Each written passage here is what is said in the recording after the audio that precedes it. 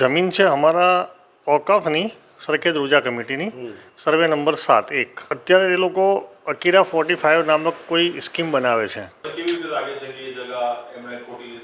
મારા પાસે સાહેબ પુરાવા છે બધા. એમ તો હવામાં તો હું આટલા મોટા લોકો સામે લડતો ના હોય ને.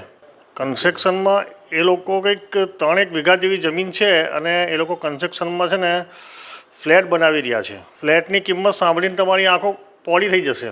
એક ફ્લેટની કિંમત કેટલી છે ખબર છે? 2.25 કરોડ રૂપિયા. હવે એવા એ 10-12 માળિયા બનાવશે અમારા સમાજની જમીન ઉપર, અમારા લોકોની જમીન ઉપર, અને રોજા કમિટી બેઠા બેઠા તમાશો જોશે.